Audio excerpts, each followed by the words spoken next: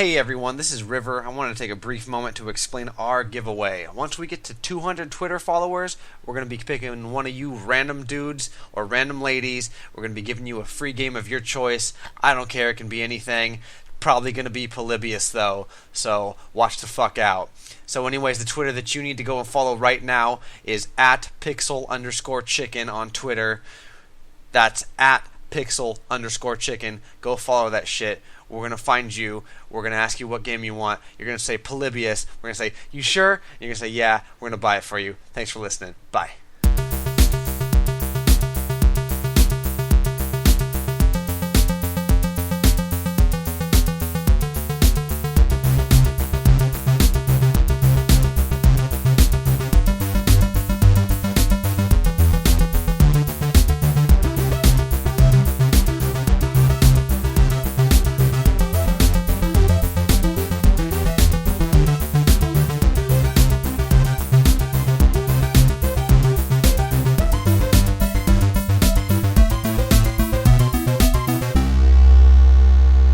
Hey everyone, welcome to the Pixel. Welcome. I'm fucking ready. Welcome to the Pixel Chicken Podcast. This is River. I don't have funny names for you guys this week. I'm sorry. This is Striker. I didn't either. I thought I was going to save that one, but I didn't. Yeah. This is Philip. We were all a little under the weather this week, so we aren't as. I'm still kind of under the weather. I'm scared to hear what my voice sounds like this week because I think I'm going to. You sound like a bitch. I think I'm going to scrap this episode. So Don't. Cool. I'm feeling it already. I'm just gonna put up last week's episode again and see if anyone notices. So You sound way cooler than usual. Usually you sound like a bitch. word. Man, that's not true either. No, listen. It's all right. I got to tell you something, River. Okay. So when Striker. we were trying to get the episode started, we were going to start a little earlier than usual, and River and I were texting angry things at Phil on our group text. Mm-hmm. And I think I went a little too far, honestly. You did, but that's what makes it a funny thing. Yeah, so we're part texting. about No, shut up, Phil. You're gonna ruin it. So the funny thing is, so at one point, River, I called Phil to see if he would answer. Maybe he just had texts on vibrate or something. Yeah. So I called his punk ass. All right. And after a few minutes went by, and I get a call from Phil, and he goes, dude, what the fuck is going on? I have River calling me a worthless sack of cowardice. I was like, what the hell happened to my phone when I was gone? All these 13 messages. So fucking. I was so mad that I was eating pizza. I didn't know how to handle myself. It was just awesome because he was so scared. He sounded so concerned. I became a monster. I became everything that I hated. Oh, he was very concerned. I had to calm him down, or else he was gonna. I wasn't concerned, but You were concerned. We were going to replace you with Michael Crooks. So Michael Crooks from Brooklyn. Brrrap. Bed-Stuy. Do. Sorry. Anyways, hey guys, we're about to do a podcast where we talk about video games. Is this correct? this Oh, is hey, man. correct. Oh, hey man, I like games. Video games. Yeah, man, we're always chilling.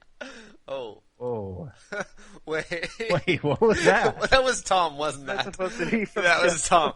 Yeah, man, I'm always chilling. Oh, Yeah. Tom. Anyways, We'll have Fuck. Tom on the podcast in the near I future. wish we had Tom on the podcast. I would gladly replace either one of you with Tom.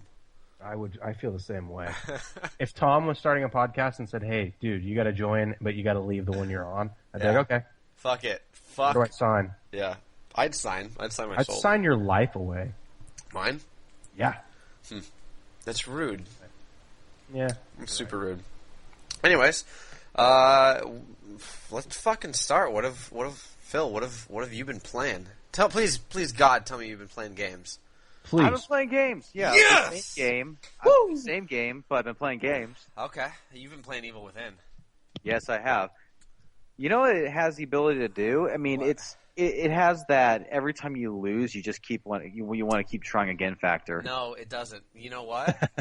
It has the literally exact opposite for me, because I will play that game and enjoy it right up until the time that I die once, and then I say, I'm fucking done with this. Really? Yeah, no, and I've played this, so I haven't played this probably as much as you, but I've every single time, and this is without fail, I will play it, and I will die once, and I will say, I don't want to play this game anymore right now. And it's honestly happened, like, I've played the game for, like, maybe 10 minutes, died once, and said, nope, I'm fucking done now, so... What, is it the game itself, or it's just... No, it's just, I don't know, there's something, it's got the quality that I think games that I never finish have, in that it stresses me the fuck out. Like, because the tension's so high? Yeah, it's super tense. It's got the kind of qualities that like a Dead Space game has, where you always feel like you're just about to get fucking pulled into a wall. Like, there's... As you progress into the game, I mean, as my experience is, as I progressed into it, how far? the better let me ask you, I how got far it. you, I'm like at chapter 6 or 7. Okay. And here's some advice. You want to save... Oh, word? So honestly, you haven't played that much more, because I'm on 6. Oh, really? Yeah. Chapter 6. So, are you at the cathedral, the church? Yeah. So I haven't started 6, but I just finished 5. I just fought that boss. It's like she's got like almost like a spider, and you have to burn her. That bitch? Oh yeah, that bitch. Yeah. Fuck I'm a little bitch. past that. Yes. But if you want to save your ammo, I don't know if you noticed, it helps to shoot them in the leg, then it paralyzes them, and then set them on fire, and you won't have to use any more bullets on them. So or normal enemies. Okay, so let's talk about So I think. What do you think about the game in general? Like, I'm assuming you're a fan. No, I love it. Yeah. Okay. What do you love about it? Again, it keeps pulling me in. As I said before, it has that. Okay. Secondly, it doesn't necessarily hold your hand. So when you find out what to do, there's a sense of achievement that comes with that. In terms of like, it definitely no. You're correct in that it doesn't, give you prompts on screen, but. You're right. You're righter than it does, because I found myself. I think I've said this to Stryker throughout the week. I found myself being like drawn to it, like on very, very several occasions, being like, "Oh fuck, I want to go home and play Evil Within," but then I start playing it, and I'm quickly just so fucking stressed out that I can't handle it, and that's why I think I stop when I die, because I get so fucking just manic and scared. Wow. It's kind of a scary game to you. I'm not scared. Like, it's not a scary game in the sense that PT was, but it's very stressful. It's very to me, it's like a chore to play. I can understand that. I'm sitting there and I'm playing on whatever experience the harder mode of the two that is unlocked, and it's resources are very scarce. I very rarely have more than 10 rounds to my fucking name, and I never have restorative healing items. I never have syringes. I've had enough, but I've been in plenty of tight spots where I've been without. Yeah, it's tight, and I think that's a very legitimate design choice is to make that stuff. This is I feel more of a survival horror game than Resident Evil has been for a long time. Mm-hmm.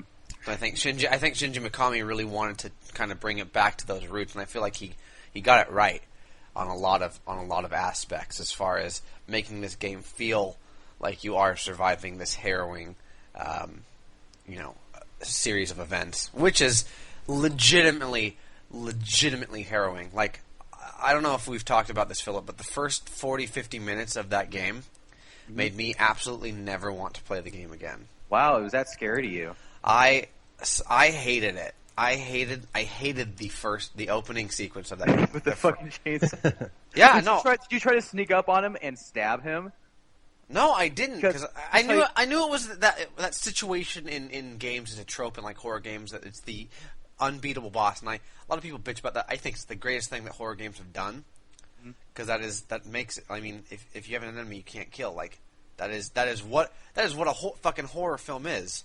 That is like this huge unkillable guy, but like the opening sequence where you're finally captured and hung upside down, and there's that Bach piece, Air on a G string, and he's chopping up people like a fucking butcher.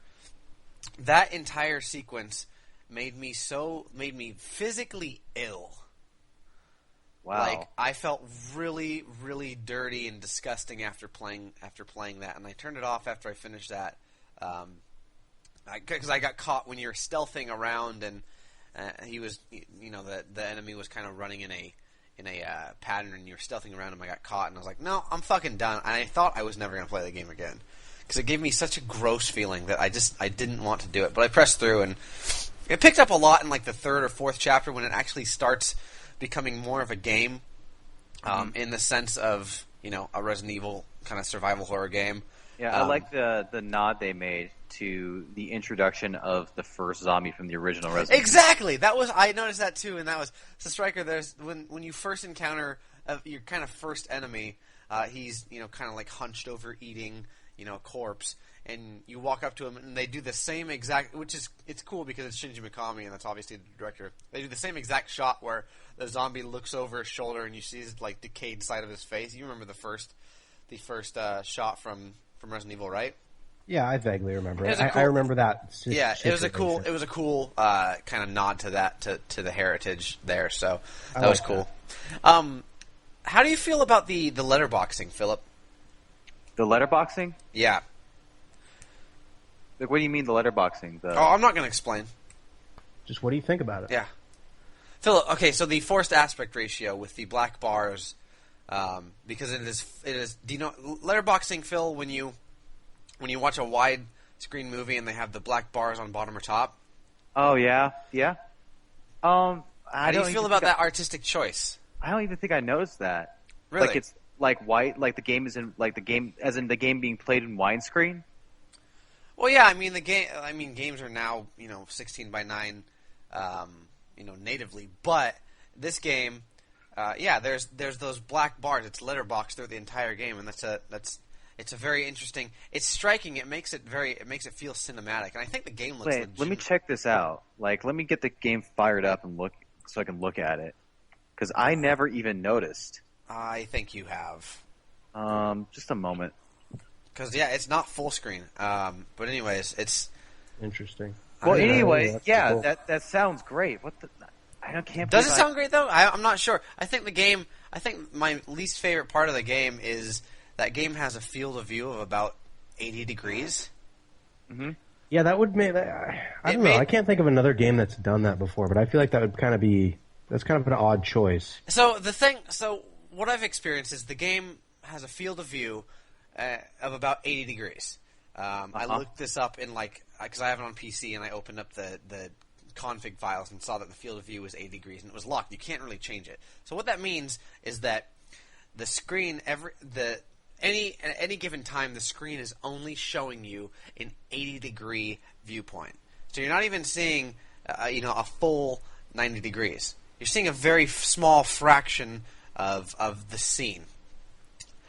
So I think that does two things. I think that adds to the tension because you have to be aware of your surroundings, and it also makes me fucking dizzy. That doesn't sound cool. No, it doesn't. So there's a lot of artistic choices in that game, specifically the letterboxing and the very shallow field of view, that in some cases work. Like, I think when you're like, there's a few moments in the Evil Within that have been so striking because the game looks legitimately good in most parts. The lighting, I feel, is maybe some of the most well done lighting. It is superb. The way that shadows, the lighting is I can't say enough about the way the lighting's handled. Does the game all take place in one area? No, it doesn't. No, it's or like is it... fragments of the past. And Okay. memories. Yeah, so there's a lot of supernatural stuff that hasn't quite yet been explained yet, and I'm hopping around from a forest to an insane asylum to Gotcha. a horrible blood dungeon. You're right. It is in widescreen. Yeah. Yeah, you haven't man. noticed that, and so Just, have you but ever? I get it. But yeah, with the artistic choices to make that game, it kind of feels claustrophobic because you're cutting the screen effectively, a third off the screen, and then you're giving this really short field of view, and I think that's very intentional to make the player feel even smaller. You're not seeing a lot, so you have to constantly be looking around and be aware of your surroundings. However, I love the fact that you can actually walk backward while aiming your gun now. You can. Unlike You Resident can. Evil 4. You can. Yeah, I know. It's a lot of that game is really smart. A lot of that game is feels. Can I ask you, Philip? Yeah. Is the voice acting the worst voice acting you ever experienced, or is it? It's just not really bad? It's not the worst voice acting. It's just kind of mediocre. I'd say it's kind of awful. Oh yeah. So That's okay, fine. I hate. So I've found I hate this game when it goes to a cutscene. Mm-hmm. Every time a cutscene happens, I want to shut off the game because I think the direction on the cutscenes is poor. I think the voice acting is poor. I don't necessarily care for the story yet. I'm hoping. Was that done intentionally to give it that kind of old PS1 era feel, or was that done I just doubt because it. they have a shitty budget? Or else they wouldn't have got the guy from Hell on Wheels. He's in a show called Hell on Wheels. Anson Mount, I think that's him, right? the voice actor of Sebastian, Yeah. he's fucking sucks. Yeah. That's unfortunate because he's Well, pretty it's good in not- that show. Yeah, no, I hear he's like everyone I talk to is like, yeah, he's a legitimately good actor, and his delivery is so fucking stiff, it's almost laughable. Maybe Like, it it's is. almost like they're just not giving him the direction he needs. No, that's what I think is the main problem, is that the direction is piss poor as far as the cinematics. I think the camera shots are stilted and very very static. No, there's no urgency to the cutscenes. They just feel like they are being acted, in an amateur theater with handycam, it's not. It doesn't feel like. Because it's a stark contrast, because when you're playing the game, it feels great. It feels like it works well. It's atmospheric as fuck. It it looks really good, and then all of a sudden it cuts to these really, really poorly directed, very just bland cutscenes, and it's such a I feel like I want it to just do everything in engine, because when it cuts to these these scenes, it's just. It's not inspiring to me. I lose every bit of the voice acting and all that takes me out of the moments. Yeah, a lot of those scripted moments in that game they work so well. Like when you still have control and there's a lot of really brilliant moments in that game, gameplay wise, that really pull you in and mess with you, and those are not the cutscenes. So Yeah, I see where you're coming from. But I'm not too into the cutscenes either. Thinking about it, I'm not. When I think about what I like about the game, I'm not thinking about the characters or the cutscenes. yes, I'm thinking about purely the gameplay, because it is very solid. It's very tense, and I really like the fact that they stealth plays a big role in it. Mm-hmm. Stealth this is one of the I first. like that. Yeah, That's pretty cool. survival horror games where I feel like if you're good, you can stealth your way, and there's stealth kills, and that's something, in Resident Evil 4, Resident Evil 5, and 6, kind of detection was a binary thing. It was either, Yeah. it was at a certain I point. would usually think to myself, man, I wish I could like hide or something. Yeah, at some point, like the zombies just know where you are. There is a cone of vision. You can hide behind stuff. You can sneak up on them. They are not all-knowing zombies. So, and it's Is the protagonist any more interesting after playing more than he was? Absolutely not. I think the protagonist is piss There's poor. there's like this right now where I'm at. There's this brief mentioning that he's a recovered alcoholic, but the storyline really hasn't done anything with that. They have these every time they have these upgrade zones, and kind of every time you find one, there's like a little like police report that's supposed to be written by him, and it's supposed to fill in some backstory, but it's also like contrived and trite. It's like it feels like you're reading the journal of like a 14-year-old girl. It's really. I just don't think anything about the character development or even the story, for that matter, is really going anywhere for me.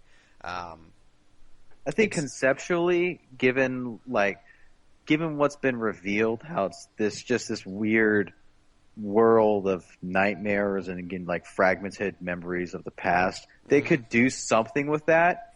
But so far, I'm not seeing anything that's very impressive, Yeah, I also feel like another kind of nick to the direction is that no one has any emotion in this game. And oh yeah, I remember specifically thinking in the beginning, Stryker, the fucking city is falling apart. Like literally, legitimately, the city you are in is falling apart, and you're driving through in a van. And everyone's just fucking calm. Everyone's just like you're driving through and like reminiscent of the 2012 the film, like how they're driving through a city that's falling apart, but they're just kind of in the van like. Oh, so you mean they're driving through a city as it's actively falling apart? It's literally falling apart, and they're just kind of sitting there calm, and then they fly off a fucking cliff, and you're just like, and I think one of them says, "I don't know if we'll make it." And it's just like these horror, like, and then you wake up in like this horrible torture dungeon, and and I'm going to talk about my experience with that. You cut yourself free from the rope, and you grab the key, and your character goes, "Shit, I need to get out of here." While this fucking chainsawed maniac is cutting bodies apart.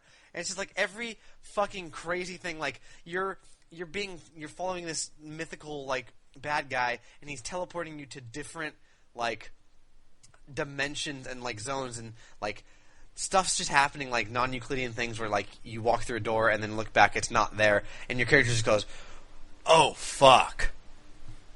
And it's just like seriously, this is not in this day and age. That the one thing that I feel like games have advanced in, one of the things they've advanced in the most in this day and age is with storytelling. Yeah, and part of that comes with they have a lot better. I mean, when you used to play a game back in the day and you heard voice acting like that, you didn't think about it. It was just that was games. That's the way everything went. But then nowadays, you kind of expect games are going to have a little bit better voice acting, especially when they're tapping like mainstream actors, at least to the point that he's on the AMC series, and he should be.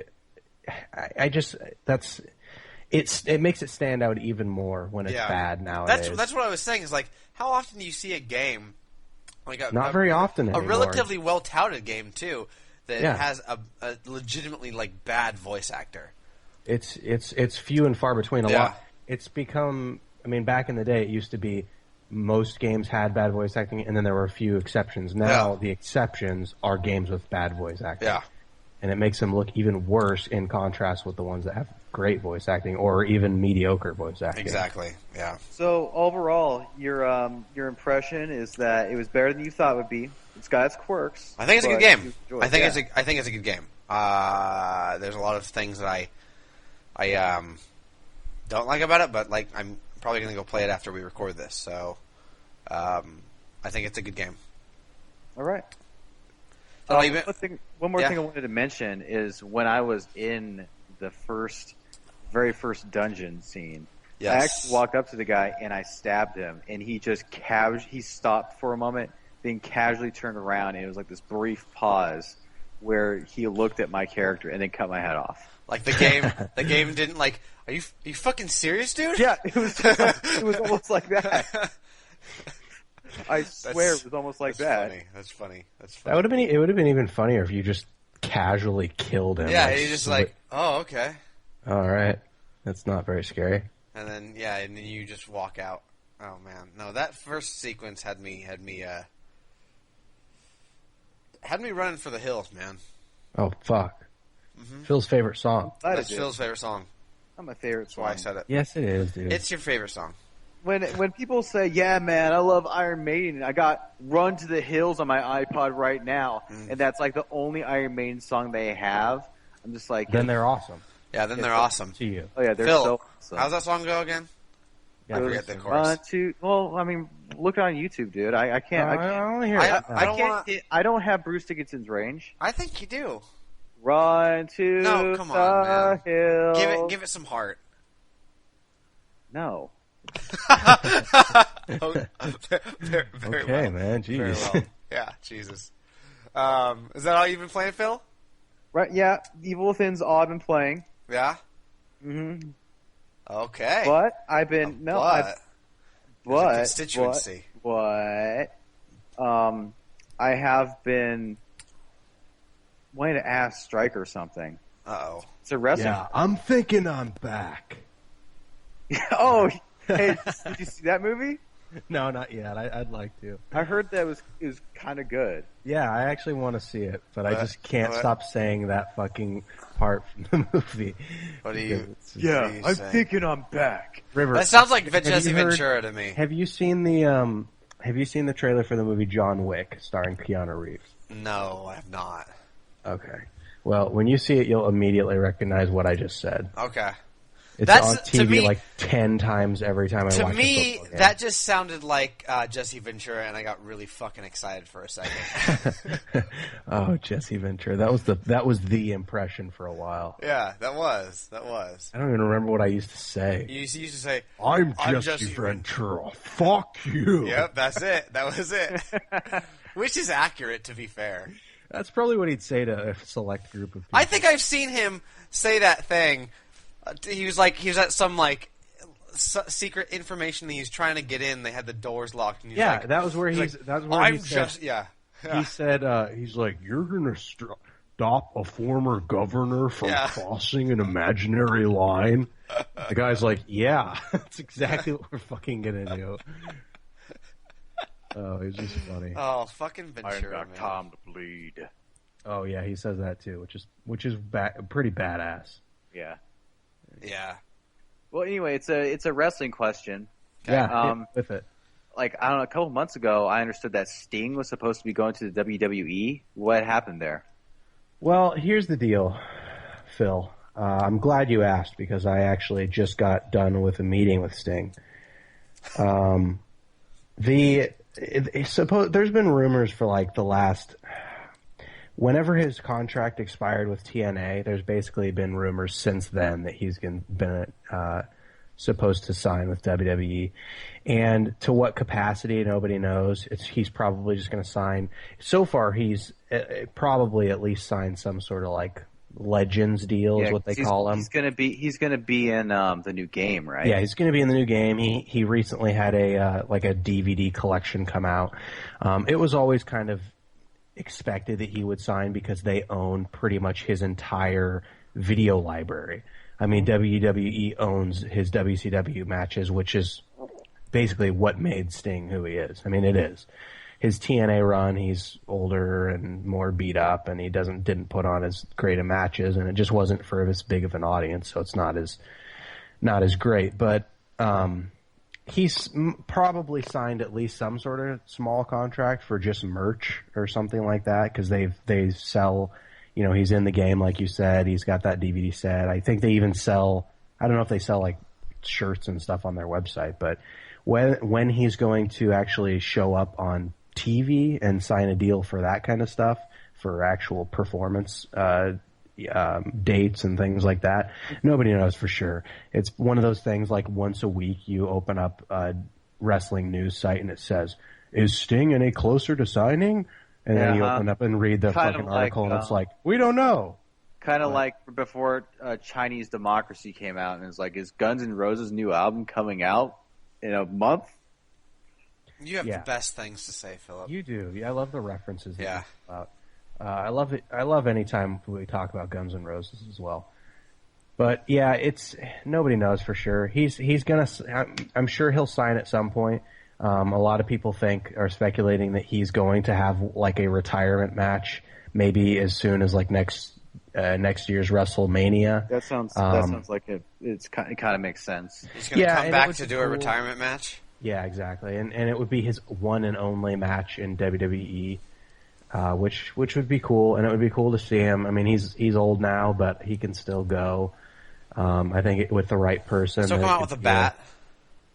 I don't know if he would come out with a bat. I would hope he did, because that would be pretty cool. Yeah, but I don't know. I don't know what's going to happen. Nobody really knows. I think that's one like signing that they probably hold pretty close to the vest. So it's hard to say. It's interesting though. I wonder who do you go up against? Well, the thing is, Cena, everybody wanted for him to go up against Undertaker. That was like the match that everybody wanted. I want Cena. That sounds like a pretty obscure choice. I just want it. Well, you are a pretty big Cena fan. Huge. But huge. I don't know. I have all his albums. Oh. His stand-up albums. Oh, his stand-up comedy. You don't even have his rap album? Wait a minute. John Cena's a stand-up comedian? No. Yeah. Is he funny? He's fucking... Dude, he's a gut buster. Okay. Tell us more. Where were we? He's got like 3 albums, dude. He's got Return of the Mac 2. Oh, man. I think you got to mix up with somebody else. I don't think so. Yeah, a lot of people think that it would be Undertaker, but after last year's WrestleMania, it kind of seems like Undertaker might be done. So who knows? Yeah, that's what I heard in one podcast. He got pretty beat up. Yeah, it was with Brock Lesnar, right? Mm-hmm. Yeah, it wasn't good. I remember when I thought Sting was like the coolest shit. It was the coolest shit ever because I hated the NWO. Everybody loved the NWO. I was like, why? They're interrupting everybody's matches. They're such douchebags. Yeah, Sting was pretty badass. Yeah. It would be cool to see him one last time. I'd like to see that. Mm-hmm. I'd pay for that pay-per-view. I'd pay for you to go. You'd pay his way to go? Yeah. Oh. It's very generous, River. That is generous because that'd probably be really expensive. Yep. Put myself in a bad spot financially for you guys. Well, anyway, how's your week going, River? Hey, man! What? I just like all this extraneous noise that I keep hearing. I don't know what's happening, but it sounds like someone's just snapping and then like opening. Yeah, bags I heard somebody snapping. Was somebody walking down a hallway? Opening bags of Doritos and Doritos. That's got to be Phil. Yeah. I don't have any Doritos. Yeah. I've been playing a lot of The Evil Within too. I've played a couple extraneous things too. I played a thing called Depression Quest. Let's talk about it. I guess. Depression Quest, it's a... so do you guys know Zoe Quinn? No. Okay. Well, she was... I know of her. Yeah, she made this thing called Depression Quest. I've always heard of it, and I'm a big fan of like original like ideas, like not outside of the box. Yeah, I'm a big fan of like weird experiences, experimental things, and so Depression Quest it's basically a story that you just read, and it's kind of like a choose your own adventure. So it's all done through text, and it's the goal of it was to, I mean, they had this prologue where it's like, hey, the goal is to kind of explore. They were trying to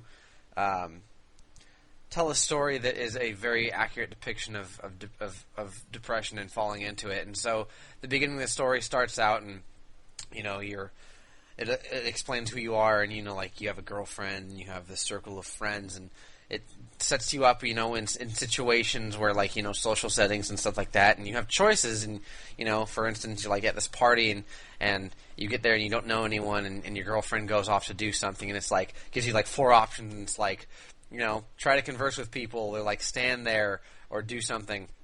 And so Eat Doritos. Yeah, every time you pick something, it tells you, like, how that plays out, and every time it happens, it goes poorly, because your character is ostensibly depressed. And throughout the game, they start giving you less and less options.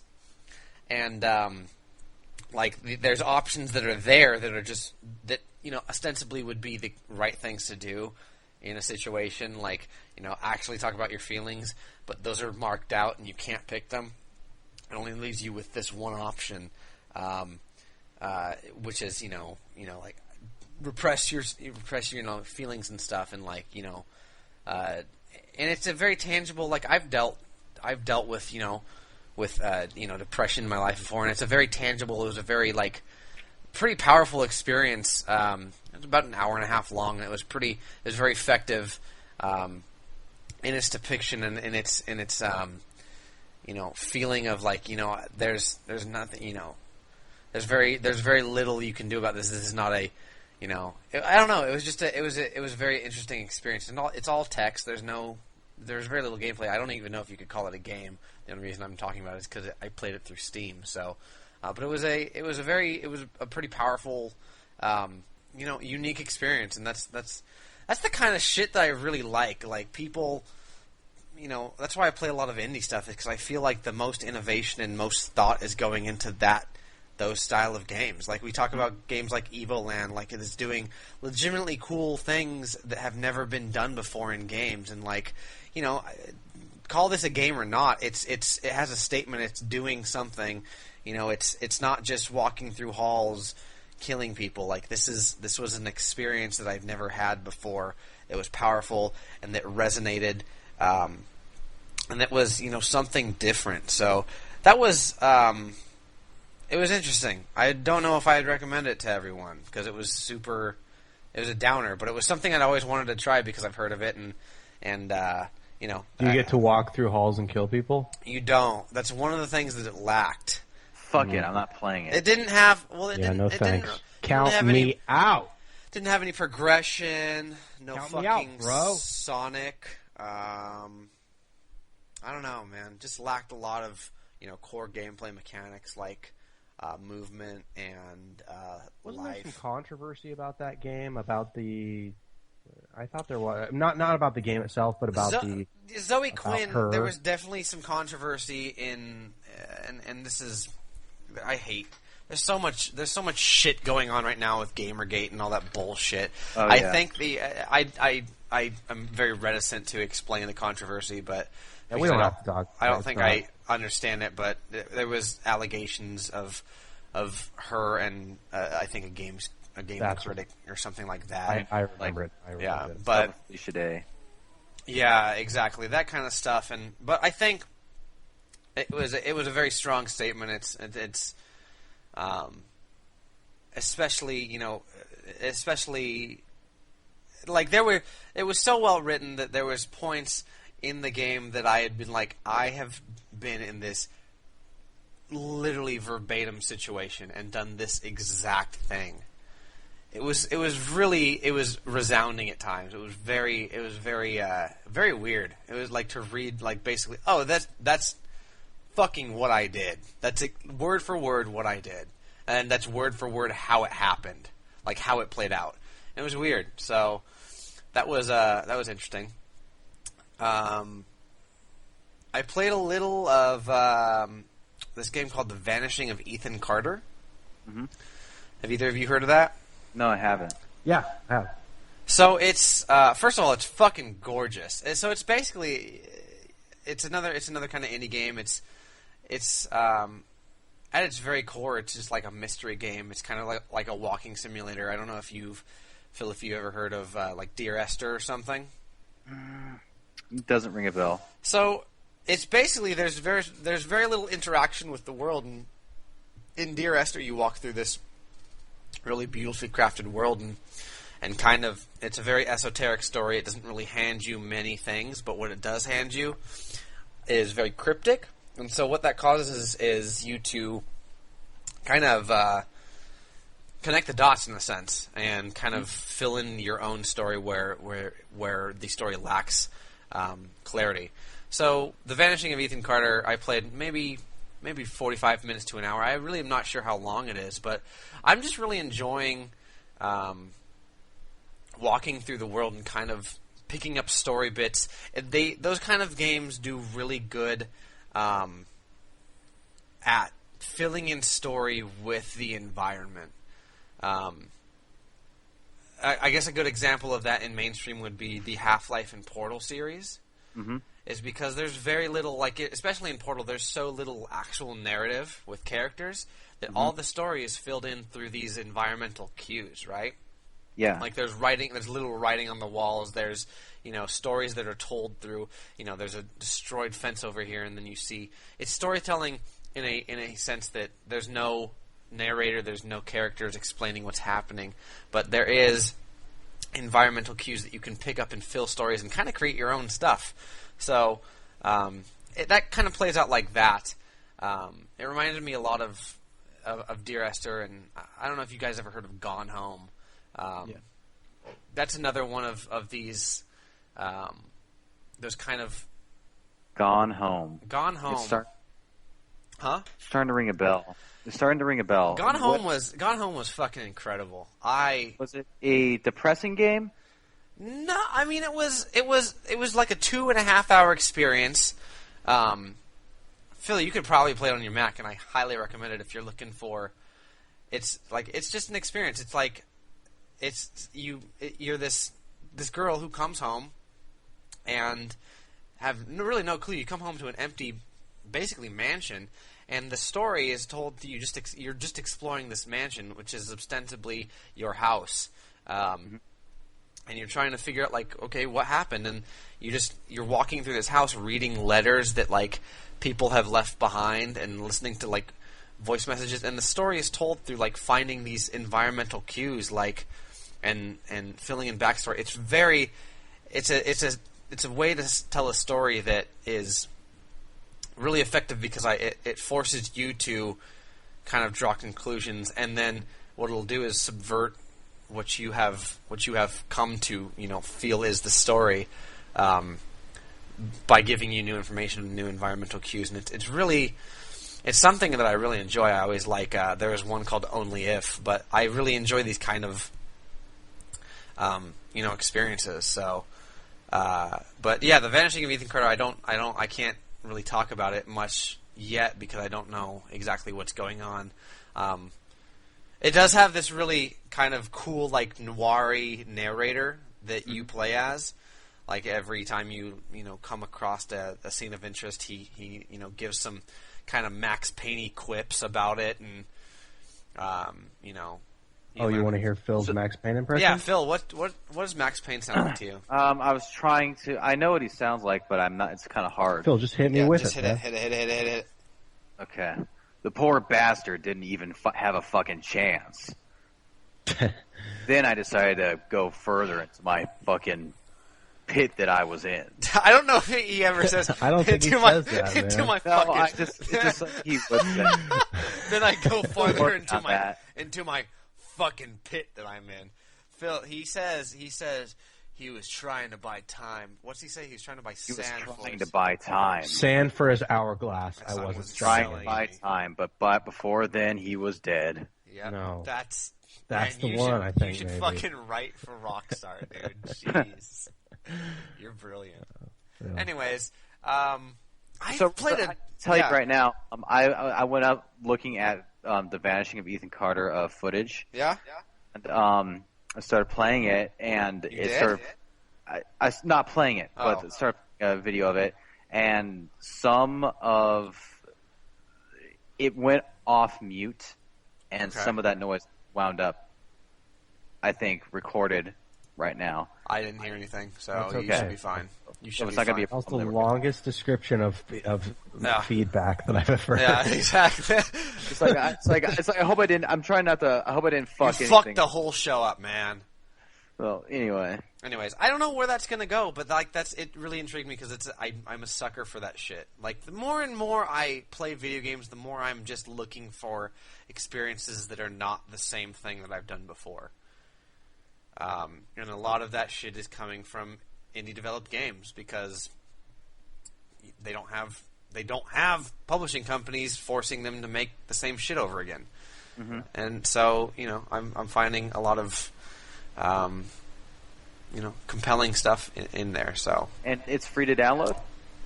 no, I think it's like 10 or $15. Okay. But if you're gonna get one of those, get Gone Home on your PC. You can run it. If you have a Mac, you can run it. Okay, cool. Get Gone Home. It's like 2.5 hours.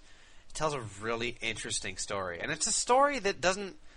It's a personal story. It's not a story where you are the chosen one to save the world. It's a very personal. Like at the end, I'm like, oh, okay, this is just a story about a family and what happened to them, and this is a very like personal, and it's an actual story. It's like it's not this huge quest. You just come home and it's very powerful. I think that's something that games miss a lot of. That's why I think Last of Us. I also played a little bit of. I played 5 or 6 hours of remastered Last of Us, and I think that's why that game shines. Is because it's not this end of the world saving, the entire universe story. It's this personal story about people and emotions and selfishness and that kind of stuff. And I think those are the most compelling things. And that's why I think Last of Us is such a powerful thing, because that does come from a huge developer, and they had the balls to fucking end that game like they did.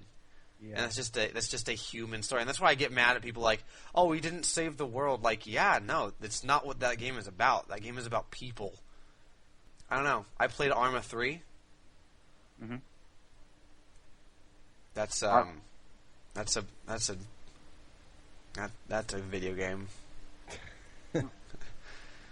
Well, Phil, what you is ever it? want to Good? watch a bunch of people run in a field for hours on end? What did you Look say? up Arma 3 game. Arma 3. So, my friend, Roundhead Vitus, Arma 3 is free this weekend, and my friend has a very weird taste in games, and Arma 3 has this game mode called Altus Life. If there's one thing I can say about Arma 3, it's made for modding community, so there's literally unlimited content. But there's one mod called Altus Life, which is the strictest role-playing you will ever find. In that, there is cops and there's civilians, and I had the weirdest experience because I was like, okay, cool, I'm this civilian, right? So I went and they started you off like $30,000. So I went and bought a car. I was like, okay, what the fuck am I supposed to do? I guess I'll buy a car. That's what humans do, right? Mm-hmm. So I went and bought a car, and I'm driving through. Mind you, this is all role playing in a video game. I'm driving through the town, just fucking like, cool. What now? I have a car, and then in like the rearview mirror, I see a fucking police car pulling me over. So I'm like, oh, okay, I guess I'll pull over. And you hear from a voice chat, you hear, turn off your engine. And I'm like, I don't fucking know how to do that. Arma 3 has the worst user interface of all time, in my honest opinion. Yeah? So I finally figure, and he keeps going, sir, turn off your engine. And I'm getting really stressed because this guy's yelling at me. And so I finally turn off my engine, and he walks up to my vehicle, and he says, license and registration, sir. And I go, what? And he's like, license and registration. I said, I don't know how to get that. And he goes, please step out of the car. And so I get out of the car, and he's like, put your hands behind your back. And so I'm like, I don't fucking know what I'm doing.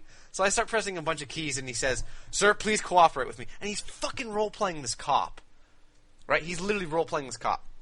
And so he finally, and I'll be all in, I'm like, hey, sorry, man. I kind of, like, try to get into it, and he's like, I'm like, but the end, it was this weird experience, and at the end he was like, yeah, just, next time maybe, pay more attention to law enforcement, have a nice day, sir.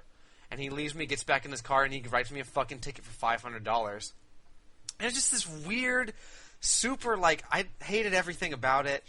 God, what a fucking... That guy needs to loosen up. But that's the thing. Everyone was like that. These people are legitimately acting like that. Like, I did some more research. You cannot just be a cop. You have to go through an interview process with the police force. Mm-hmm. And, like, they will send you, like, if you like, do a crime, they will send you to... It's the most bizarre thing in the world, and I never want to do it again. Never, ever. It was so... Sounds like Second Life.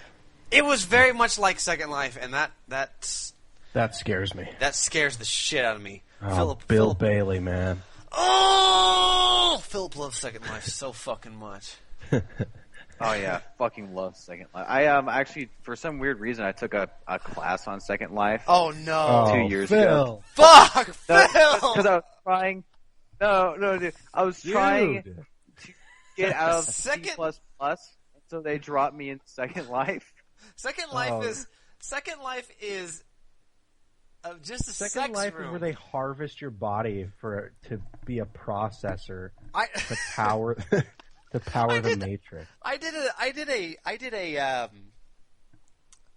fairly, like, I was interested in it once, and I found out, like, you can create like the creation tools in that are very robust because people can make money off of it. But there's this whole genre of, like, people who create just sex animations. So you can go and have sex with individual players. I've heard of like, it. Yeah, you can like I've so seen a few, you go to a hub world and there's just like a bunch of pandas just jacking each other off and yeah. So it's really like kind of the most magical thing gaming has going for it right now. So all right, kind of pure sense of discovery. Like first time you play like Mario Brothers, first time you jack off in Second Life. It's all one and the same. Yeah. Anyways. So in other news... Striker. Yeah. So, you and I were met with an awesome surprise last week. At least... Yeah. Yeah, it was the Avengers 2 trailer. Yeah, I just want to... I don't have much special stuff to talk about. Excuse me? Yeah. Why are you singling me out of this, bitch? No, you're a part of this too, man. You're a part of this too. But me and Stryker, we're texting each other about it at school. You're the fucking problem with this country, Philip. I'm a huge problem. Anyway, so I will say that I just do think it's really neat that they revealed so much. It could have been like this lame 30-second CG effect where they show the logo of the movie and that was it. Yeah. But they really... It definitely wasn't a teaser. Like, it was an actual official... I mean, it was a trailer. It was an extended look at what they're going for in the movie. One thing that I got from it was obviously that it's a lot darker, a lot more grim and serious. Yeah.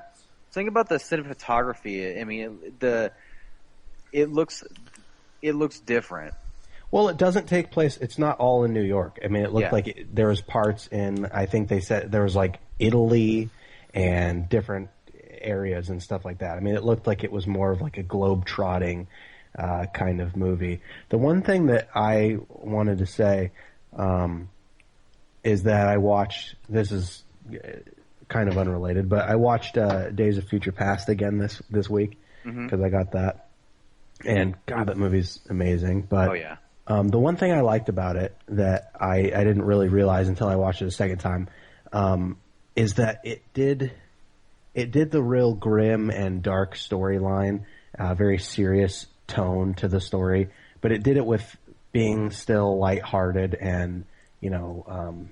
had humor, yeah, it had humor and stuff like that. I think that sometimes the movies they try to get a little too serious and grim, and so there's nothing real gratifying that happens other than like the very end of it. And I think that you kind of have to have a balance of good and bad in those stories, and that's one thing I hope that Avengers, because that's one thing that was so cool about the first Avengers movies, is seeing the relationships and having the banter back and forth, and it was fun to watch. Like, you watched it and you were enjoying yourself the whole time. You weren't like, oh God, are they all gonna fucking die? Yeah. And I hope that after watching the trailer, I hope that doesn't happen in Avengers 2. I'm totally for it being a more grim and darker story, because it's got to kind of set the tone for what they're going for, and it sounds like they're kind of going in a Civil War sort of. Yeah, I hear that's what Cap 3 is going to be. Yeah, which is pretty cool. The Iron Man will be in Cap 3, which seems like they're definitely laying the foundation for the Civil War storyline in the cinematic universe. River, before I ask you your impressions of this trailer, if you've seen it. I didn't watch it. Oh, you didn't? Yeah, I watched the Hatred trailer. Oh, wait a minute. Oh, the Hatred trailer. Yeah, that's what I watched. That game coming out? Yeah, that's what I watched. I chose to spend my time like that, and I'm worse off for it, so.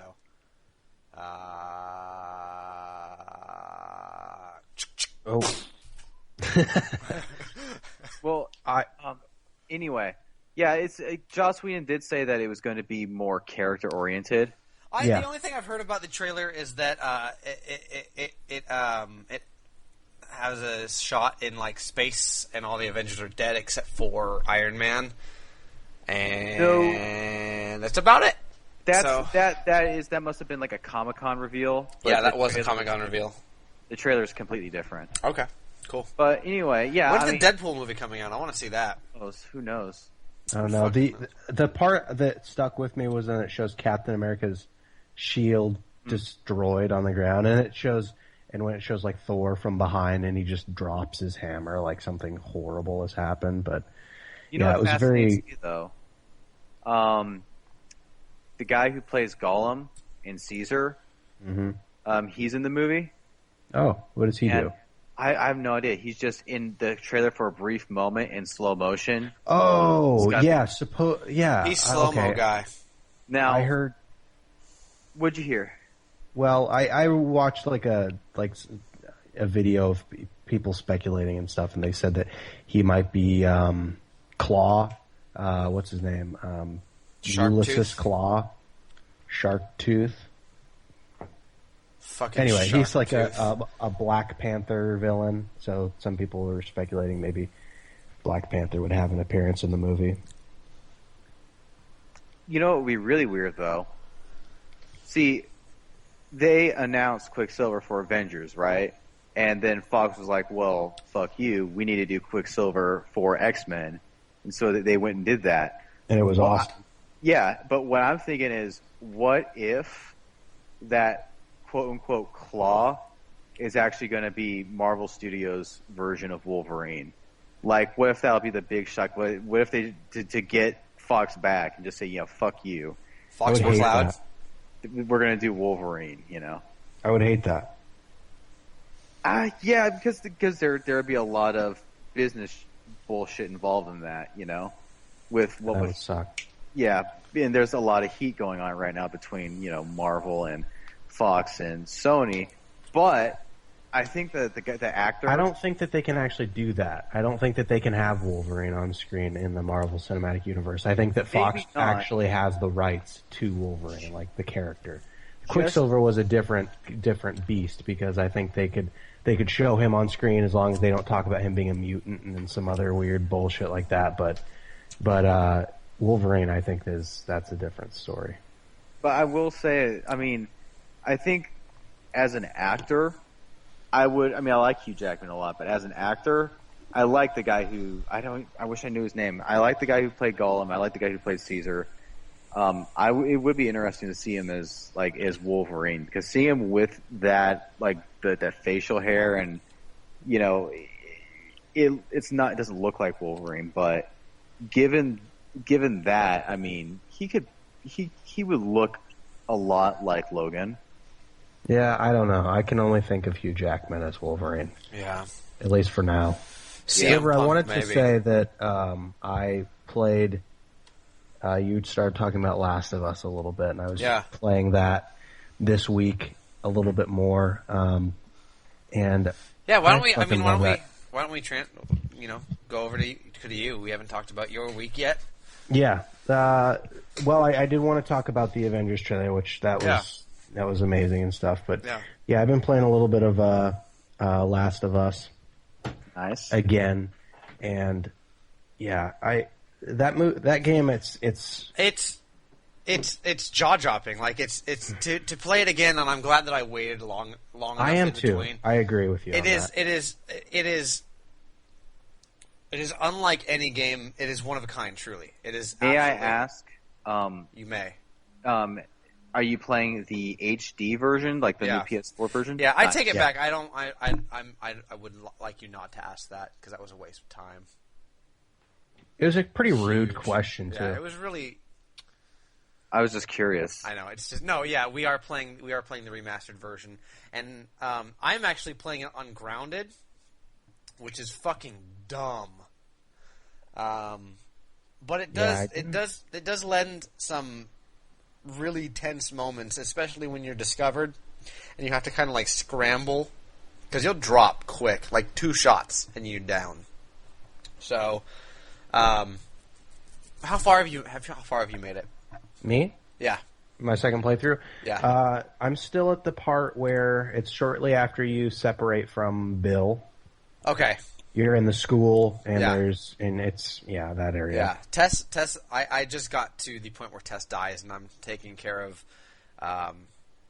soldiers in the Capitol building. But that game is like, there's no HUD, so you can't tell how many bullets you have. You can't tell, how injured you are. There's no prompts for like QuickTime events, so that's pretty fun. And there's no listening mode, which is probably the biggest part. Man, that's really. See, I thought about doing that, and it's daunting. I opted not to just because. Well, the nice thing is that you can switch it on the fly. Yeah, so if I get to the point where I'm just like motherfucker, but I'm having fun with it. Most of the thing is just like it is very immersive having no HUD. Mm-hmm. Yeah, that I like. So it's but that game is just like everything. The performances, the acting, the how deep that world is. The relationships. Yes, and the way they are portrayed. The writing. It is a mastercraft. So it's incredible. Is it? Yeah. And playing it a second time, well, with any game really, playing it a second time, you actually get to sit back and enjoy the parts that you remember. For what they are, because you're not discovering them for the first time and trying to piece things together in your mind. Yeah. You're just sitting back and enjoying it, and you really get to realize even more so how fantastic everything is. I mean, it's just so well put together. And like you said about the ending, I think that game had one of the most brilliant endings I've ever. It does. For them to have the balls to have an ending that's a morally questionable thing for the character to choose to lie and to not potentially save the world. Well, it was sorry, go on. No, I mean it's just it was the most selfish thing that he could have possibly done, and that's the thing is that game is about the characters, and Joel was selfish throughout the entire game, and that was the thing. And the thing about it as well is it's a really deep, like I said, it's a real deep moral, questionable thing, because is it really him being selfish, or is it or did he make the ultimate sacrifice for Ellie in the end? I mean, was that what it was for? Because if you think about it, you could also say on the other hand that he lied and he sacrificed everything, but you could also say that it was for her. It wasn't so much for him. Exactly. He was leading her to believe this because he sort of realized in the end she was the only thing worth fighting for. But does she believe him? I don't think she does. Well, That's the thing. It's hard to say. When she says okay, I really recall hearing like a really good sense of relief behind that. No, that's not true. I've watched that. I thought it seemed like she didn't believe him. She was, because if you go back and watch, you see the intricacies of the animation in her eyes and the way that they shift and the way she looks and how she says okay. It lends credence to. I don't think she believed it, but there's so many layers to. And then again, you know about her immunity near the end of it. Her little infection. It seems to have gotten worse, and she's scratching it. So there's that ambiguity, I suppose. Ambiguous aspect where she could easily just turn again. Hope she turns. I hope not, but that's the part. We'll never know. Freaked me out. Yeah, I know. I don't know. Yeah, I just feel like that by the end of the game, he made the decision. Why would I save the world that's been fucking me over for forever when I can just save the one person that's worth saving in Ellie? That's a very nice observation. I think I can see that from. And that's the way I always see it is that he did that strictly for himself. I think that he is, he's still not, over losing Sarah. And I agree. I think that I'm just saying. Yes, exactly. And the thing with that game is at every turn it takes the hard route. It never is happy. It never is content with wrapping things up. I remember there's one specific scene that really resonated with me is when Ellie hands Joel like a picture of him and Sarah, and he's like, "Where'd you get this?" And they have this scuffle, and he's like, "From here on out, this is where we separate." And he's like, because it would be so easy for him to like. For them to finally get along and be like, you're kind of like my surrogate daughter now and stuff. And he says like, you're not my daughter and I sure as hell ain't your daddy. And it's just like they take these moments that could so easily in other games be like, wrap everything up and like make it like this significant so cliche, and they take every turn to subvert those expectations and really tell an actual human story with characters that actually have depth to them and actually have like actual emotions, which is one of the most brilliant things about that game. So it's super awesome. Anything else? I do like how sometimes what's her name? Ellie. There are times when she's reacted to how I've killed certain enemies. Yeah. I thought that's cool. I'm noticing in the second playthrough, I'm noticing, like you said, Striker, a lot of, I'm not trying to piece everything together, so I'm actually noticing a lot of smaller details. That game is so packed with stuff that you'll never notice. Like I just noticed, for instance, if you walk around and just suddenly pull your gun out, Joel will like gasp as he pulls his gun out, like he's surprised and scared. Like this. That's one thing about Naughty Dog that they are so passionate and detail oriented with their games, more so than I can't think of another. Maybe Rockstar, but very few developers out there go into. I mean, just the simple act of walking by a wall and they hold their hand up. To like pretty guide far the way. Since Crash Bandicoot, that's for sure. Yeah. Anyways. Yeah, You guys watching Hell in a Cell? Woo! Nah, man.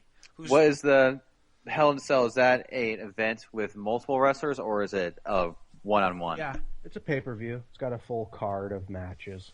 It's the pay-per-view tonight. But is like the main event a cage match? Oh, I see what you're asking. Yeah. Yeah, the main event. They went to having themed pay-per-views a few years back, and which I hate. I think it's fucking stupid. Part of the awesomeness of these matches in previous years was like when a guy would be like, I want to fight you, and this will be our last match, and it's going to be a Hell in a Cell match, motherfucker! Yeah! But now you have a Hell in a Cell themed pay-per-view, so you know exactly what it's going to be. And it's just not, it takes the specialness out of it. I think it's stupid, but I hope they go away from that. But yes, to answer your question, the main event is in a Hell in a Cell. I hope they go into literal hell like they light the fucking cage on fire and you die if you don't get out. Yeah. Yeah, that would be a better match. Yeah. It's between Cena and Orton. Fucking Cena, can't see me, bitch. Return of the Mac 3 coming out. Okay, man. I was just going to come out and say he doesn't have a comedy album called Return of the Mac 3. Yeah, I figured there was something weird about that. Philip, you went on believing me for the past 30 minutes. I accepted it, actually. You Googled it. You were like, fucking John Cena stand-up? That was the first time anyone's Googled that. Phil, I got something to tell you, man. Google it, dude. What?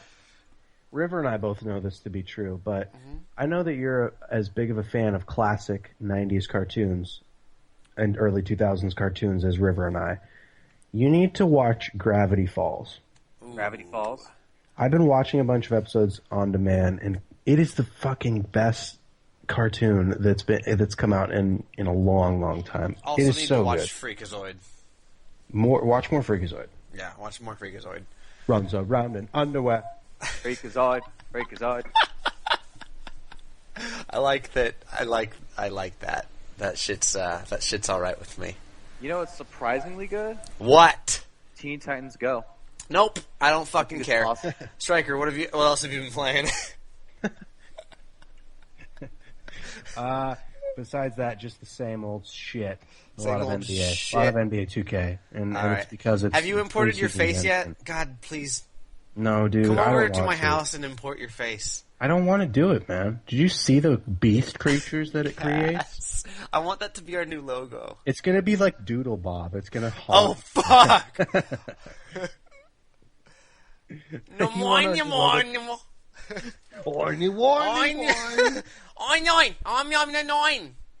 Anyways.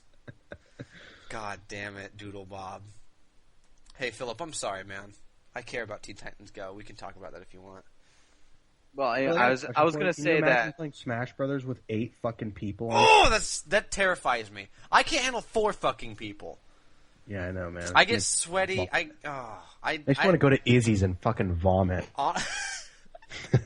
Honestly, man, I don't like 4-player Smash. I like one-on-one Smash. It sounds really chaotic. It would be. 8-player Smash seems fucking too much, man. Runs around in underwear. Freak-a-zoid. I don't remember any other lines from that. I don't either. Whatever. Well, guys, is that all we have for the... Gets a lot of nighttime strange. Oh, fuck, Nighttime Strange. I need shit, that's not a lyric from that song. No, but it's a good one. Well, is that all you have for the week? Yeah, that's it, man. Motherfuckers, we've got an email. Oh, yeah. Fuck! Oh, fuck! Alright, I'm gonna... Ooh. You just, sorry, that was me splatting on the ground. Yeah, you just domed somebody, man. I jumped off of a building and splatted, man. Oh, man. That's unfortunate. I guess me and Philip will have to... No, it's okay, man. Oh, you're good? I'm good. All right. Well, this email comes in from Ross Accord. He says... Sounds familiar. Yeah. I think we know this guy. Heard of him. But anyways, he says, first off, you guys are doing an awesome job, except for River. Woo! Got me. He says, I'm here to whine... Stick 'em. With the juice bomb, man. I'm here to whine about my gaming rut. I can't seem to play anything for more than 30 minutes at a time before becoming disinterested. I've taken 2+ weeks breaks thinking that would help, but I still feel pretty much the same disenchantment. To me, these are huge breaks considering I used to play games for multiple hours at a time throughout my life. Lately, I've dabbled with... Let me fucking finish, Phil. Sorry. I got something. Lately, I've dabbled with Shadows of Mordor, Divinity, Original Sin, League of Legends. There's your problem. Counter-Strike Go, Diablo 3, Mountain Blade Warband mods, and some others I can't think of now. Have any of you three experienced this? What brought you back? What games would you recommend that might bring me back? I almost wrote a novel explaining my theories, but I'd rather listen to you guys discuss it if you think it's a viable topic. Love, Ross. Let me speak on this if that's cool. Yeah, go for it. Go ahead. I got some shit You to say just too. write a fucking novel, dude. I'm not talking about this shit. Yeah. All right. No, I'm just kidding. And we out. I will say that I went through the same thing. I think everybody's gone through that. I think so. I think I go through this all the time, and one of the things I think is that life needs balance. Yes. And so if you are feeling disenfranchised, go do something else. Go exercise or do something. I don't think there's a specific game besides not playing League of Legends. That's probably where this came from. Don't play that. If you're going to play that, play Dota too. But I think that if you're not feeling video games, go do something else. Go find something that you are feeling. You'll come back around to them. It's not a hobby that fades. I've gone through this about 2 times in my life. I think where I can specifically remember certain times. There's a couple year period where I remember not playing a lot of the big games that people talk about because I just wasn't into games at that time. And you can't force it on yourself, because if you force it on yourself, if you force yourself to play a certain game and you're like, okay, I'm just going to brave my way through it. I'm just going to grind and go through it. Then by the time you get back into games, you're going to have a negative outlook on that game because you're going to associate it with the time that you hated video games. Yeah. And there may be a game out there that that brings you out of this funk, so to speak. And I know I can remember a few years ago where I was going through this, and Sleeping Dogs, River, I've told you about this. Yeah. Sleeping Dogs, I played. That was the only game I played, and it was single-handedly the only game I cared about, and I didn't want to play anything else because I went through the same thing. I was like, yeah, this is cool, but it's just I'm not into it. Yeah. And Sleeping Dogs, that game, I decided, you know what, I'll just play it for the heck of it. It's something to do. And I ended up getting super into it. So maybe there's a game out there without recommending anything, because it's different for everybody, that'll bring you out of it. But at the same time, maybe not. Maybe it's just a time to take a break from games and then go back and play what you missed later on. Yeah, and maybe just fucking go and play something that you love in the past. Exactly. When I'm not feeling like new games, I'll fire up fucking Final Fantasy IX. That's I agree 100%. That's one thing that never gets old, is going back and playing classic games that I will always love. I started getting really back into video games a couple months ago when I played through Red Dead Redemption again on PS3. Go back and play something that you love. Yeah. Well, I've gone maybe 6 months at a time without playing a game. Yeah. Well, you had that stint where you went to you had that assault charge on your record. You were getting a lot of tattoos, a lot of prison tats. A lot of tattoos, a lot of got a dark past. Ladies, a lot of prisoners that you've been holding. Yeah, a lot of fucking. I'm crazy and unstable. So any. Are you crazy and insane? You're Crane. God damn it! No, if I was legitimately crazy, I would have been through 6 girlfriends right by now. And no, you wouldn't. Dude, back off. I've been through 6 girlfriends, man. You calling me crazy? No, you're perfectly sane. Thanks, man. But yeah, I don't know. I but that being said, life needs balance. Go and you can't force something if it's just not there. So, and I know it's frustrating because I've been in that zone and I've been I have this chunk of 6 hours on a Saturday, and I'm I just want to fucking play games. But then I sit there and I play a game for 15 minutes and just I don't want to play that. So I end up just to love the game. Yeah, exactly. You want to love it, but so much of playing a game, it is a mental thing, and it's something that you can't, it's dependent on whatever else is going on in your life. And being someone who does other things and has other hobbies, everything that this guy is going through, I've been through with these other pastimes as well, with drawing, with comics, with books. Yeah, you have to be there mentally. That's a great point, and that comes back to the thing. Everything. Oh, so you're saying you're going to buy the guy lunch this week? Ross, you're getting lunch, Ross man. And Phil. Ross and Phil hitting it up, eating pussy. Jeez, man. Yeah. Sorry, that's just what I see Phil. Oh, sweet, Ross, you want to go eat some pussy? That's totally the thing I would Maybe you'll say. find it. Maybe you'll find yourself playing a game in the future, and you'll say, "Yeah, I'm thinking I'm back." Yeah, I think that might happen. But don't sweat it. Keanu Reeves, woo! Yay! Yay! I don't think it's something to worry about. I think go do something. Spend some time. Watch some Freak-a-zoid. Watch some fucking Freak-a-zoid. Watch You know Breaking Bad. Go fucking fire up some Johnny Bravo. Make a night of it. Dick out in a church. Freak-a-zoid. Freak-a-zoid. Dude, that wasn't one of them, was it? I'm gonna say it was. That sounds like something Freakazoid would do. Uh-oh. Oh, What? God. We killed it, man. We killed it. Shit. It's dead. But that's what I say. I say don't sweat it. Go find something that fills you, and games will always be here. Games are not going anywhere. There's always time. Don't sour a great game by playing it when you don't really want to play it. Yes, like exactly. River said, go back and play something that you know you love and that you enjoyed from before, and just remember it's all about having fun. Yeah. You can't force yourself to have fun. Or you know what? Go get some fucking Nighttime Strange. Go get some Nighttime Strange like Freakazoid. Yeah. Works for him. Works for him. Anyways, that's that. That's what we have to say. Thanks for the question, Ross. Hope that Build helps. a fucking fort. Dude, fucking find some fucking ancient runes. I don't know. Go on a treasure hunt. Yeah. Go be about as compelling of a character as what's his freaking name. Yeah, No, that's bad fucking advice. Walk around and be like, I don't think I'm interested in games. I don't know. Go talk to the hot dog guy. Be like, yeah, man, I'm always chilling. It's the Phil 15, and we're gonna... Oh, wait. I didn't think that one through. Shit. The Phil 15! Back in the ass, bitch, coming for your clitoris. Fuck.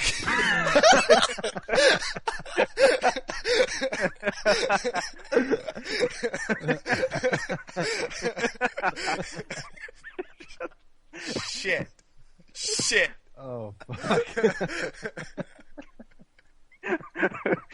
Fuck. I don't know if we can do the Phil 15 after that. Okay. Oh. Just tell me when to go.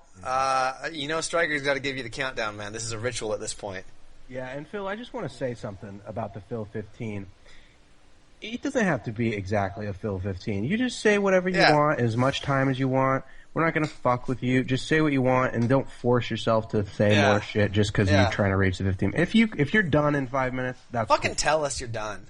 Yeah, just tell us, man. Cool. Yeah. We're going to call this the Phil fuck you. The Phil fuck you, because it's whatever you want it to be. It's the Phil man. fuck you. That's it. That's the new name. The Phil fuck you. All right. The Phil fuck you begins in 5, 4, Fuck 3, 2, 1. So there was a point in time where Phil I was has really big into nothing to Mobile say. Suit Gundam. No. Okay, Mobile Suit Gundam. Okay, yeah. So There was a The time and original place where I was show. really into Robotron. you mean Robotech?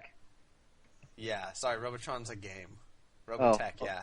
Okay. Anyways, so I have this novel that's written by the creator of the franchise, and it's basically a darker, much more adult version of the original show because he wasn't happy with what the studio allowed him to do. Mm-hmm.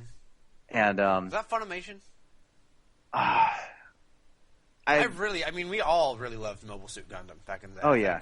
I didn't know what the fuck was going on, but I loved it. I Hell think no. Funimation's behind the current voice acting talent Okay, all right, because cool. in the 90s Funimation, number station. Oh, damn. Sorry, dude. This week for Halloween, I'm gonna replace our theme song with just UVB 76. Best idea I've ever fucking heard. Yeah. And I would recommend, like, if you guys ever feel like reading a book, I would recommend. It's kind of hard to get a hold I of. fucking never do. Well, anyway, Sorry. It's got a lot of awesome backstory, Now it's an really actual good novel? world building. Yeah, it's an actual Oh novel. shit! Okay. It's got some. What's it called? I'm sorry. It's just called Mobile Suit Gundam. Okay. And wow, it's okay. a collection of 3 books. It encapsulates the entire original series, only it's much darker, and there's some differences. Okay. It Did basically it come out, starts after the series was. based off my research. It seems that he was writing it around halfway through the airing of the cartoon show. Okay. But basically, it was his just reaction to the fact that he wasn't happy with what the studio was having him do with the show. He wanted the Gundam to be sort of black and red, and they wanted it to be more kid-friendly looking. So they had him do it like blue, yellow, and white for the show. Fuckers. Yeah. And for the most part, fucking clits. those fuckers. Jeez, anyway, for the most part, it starts out the same way that the original show does. Only Arboro is not a teenager. He's a full-grown adult. He's a young adult, and he's already a part of the Federation. And a lot of awesome backstory for the politics. I love the politics. And what did you say? What? What? Nothing. Don't worry about it. We do that too much. Yeah, okay, Phil, sorry. I'm sorry. Go ahead. Sorry. Well, anyway, it's a really awesome book, and I haven't finished it yet. But I think people should be aware of its existence. That's actually really intriguing to me for some reason. Yeah, that sounds really interesting. Yeah. I wouldn't mind reading it myself. Yeah. Now, the author, again, the creator of Mobile Suit Gundam itself, there's some repetitive aspects to his writing. For some reason, he uses, and it might be the translator, but whenever shit goes down, he'll begin a paragraph with "to his horror" or "to her horror," multiple times, and that's to his horror, to his horror, to his horror. He was he just uses that. Okay, yeah, I get it. It's the same thing, yeah. I hear. And also, when he's talking about being a new type, which is just basically this person with this high conscience, he emphasizes so many times that it's not the same thing as having superpowers, and it's like he's so frantic for people to not relate it to that, to differentiate it from having superpowers, that he shoehorns in numerous times somewhere that it's not the same thing as having superpowers by no means. Yeah. And that I find that's an issue that I always find kind of silly with the Metal Gear games. Mm-hmm. And Hideo, they have all these really esoteric ideas, and then they kind of just fucking force an explanation of it in a dialogue, which feels really strange. Mm-hmm. Exactly. You know what I'm talking about? Yeah, I know exactly what you're talking about. That's exactly what it's in the book sometimes. Gundam. I'm looking up this novel right now. I want to look at this. Is it called Awakening, Escalation, Confrontation? Yeah, let me get the damn book. There it is. So yeah, it's Awakening, Escalation, Confrontation. Yeah. And I really like that cover. That looks cool. I'm going to buy this. Yeah. Oh yeah. Anyway. So far, I'm on the final book because it's a collection of 3. I haven't started on the final book yet. I decided to take a break at the end of the second. Hold on. I'm on Amazon right now, and you know how there's product descriptions, right? On Amazon.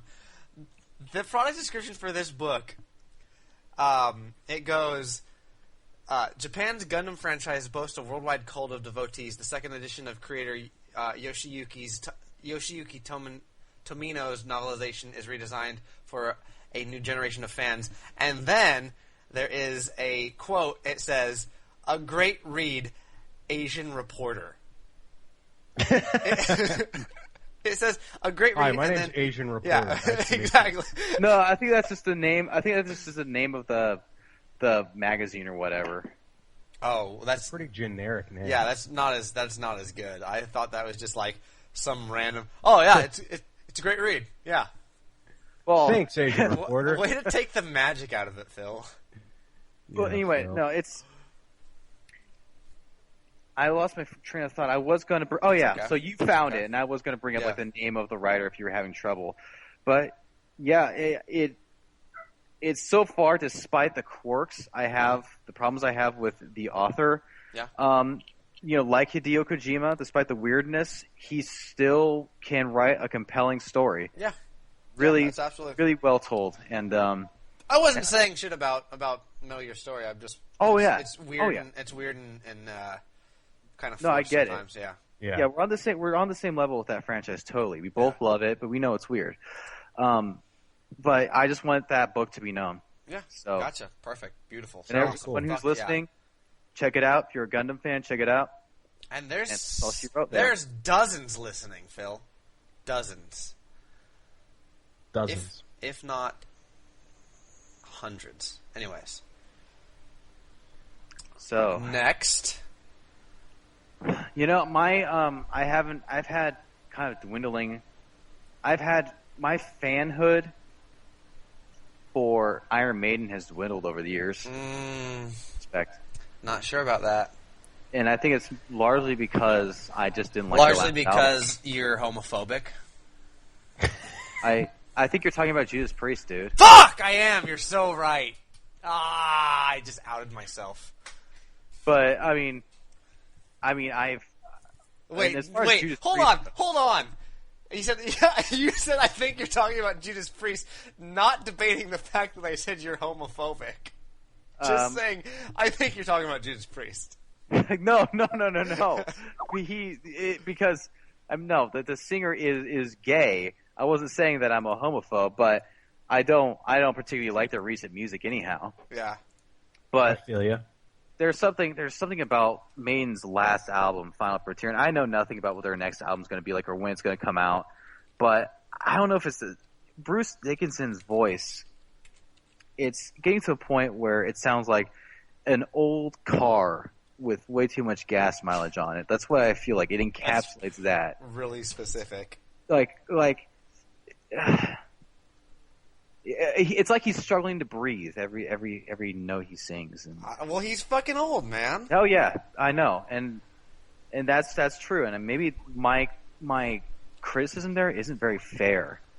Maybe it isn't. I just didn't feel that last album was very inspired. I don't know. I don't fucking know. I think a lot of artists, when they get older, become that way. They just kind of phone it in, it seems like. Yeah, I don't know. Except for, I don't know. Fuck it.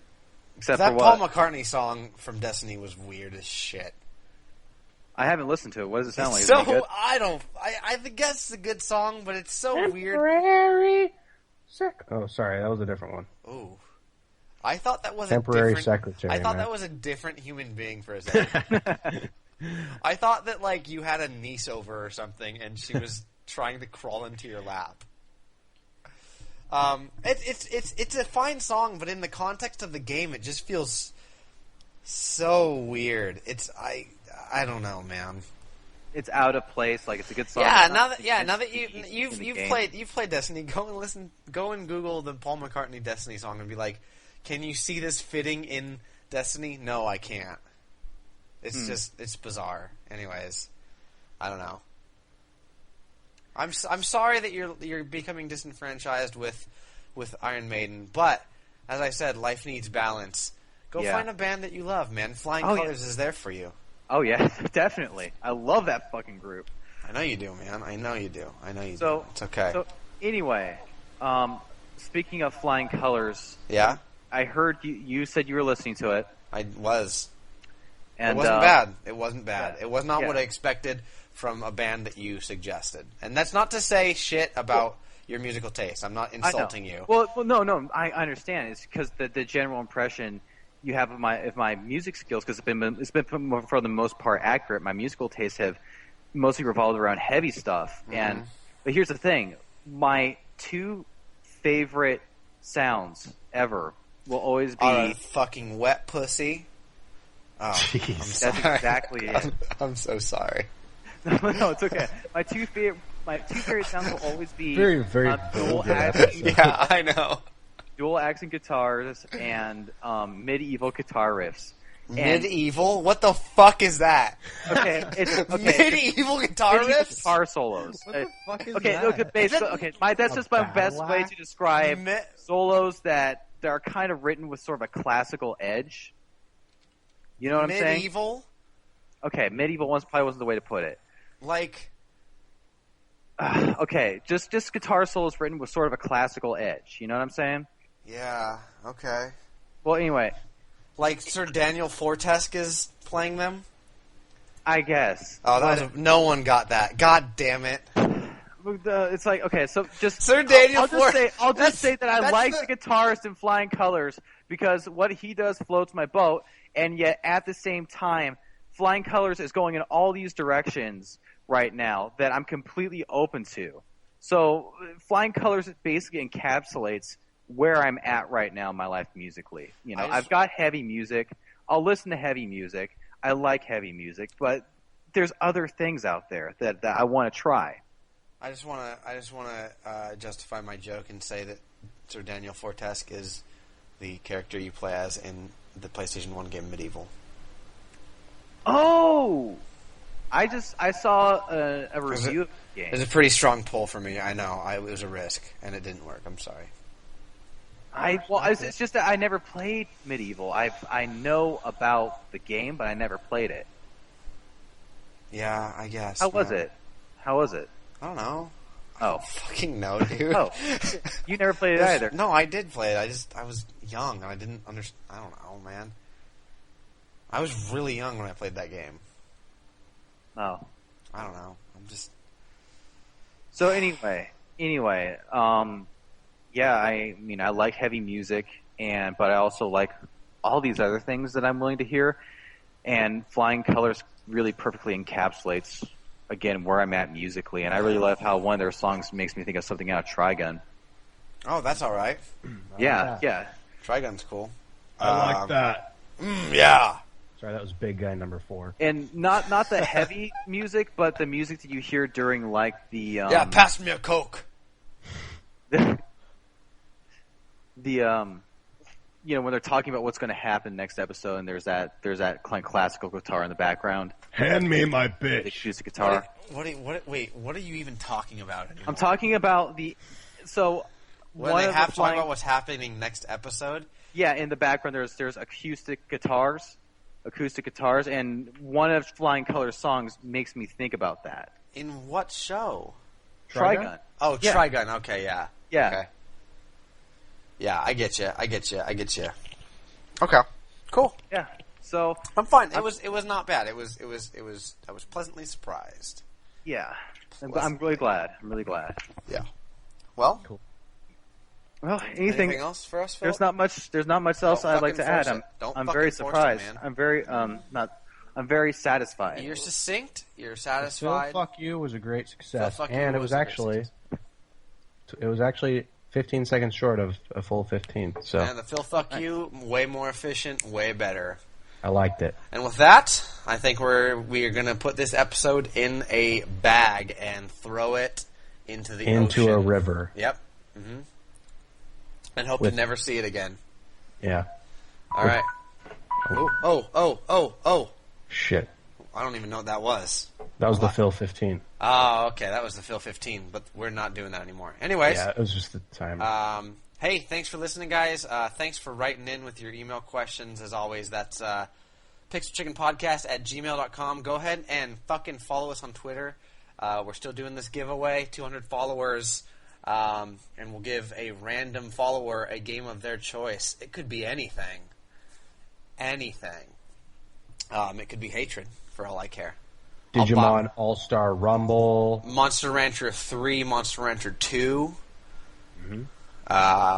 Either of those games are eligible Sonic in the giveaway. Boom, Rise of Lyric. Mm-hmm.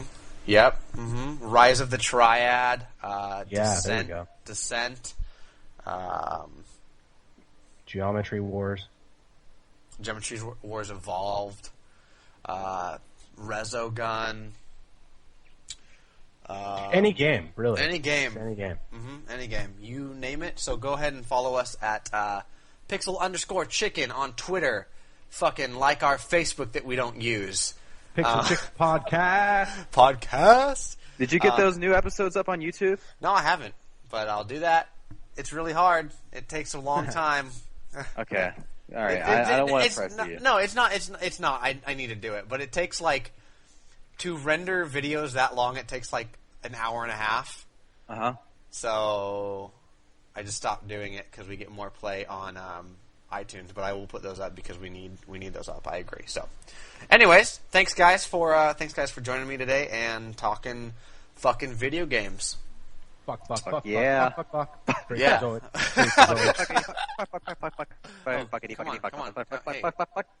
Oh shit! Jesus. There's 1,000 fucks at 1,000 miles per hour. Give us an outro sound as always.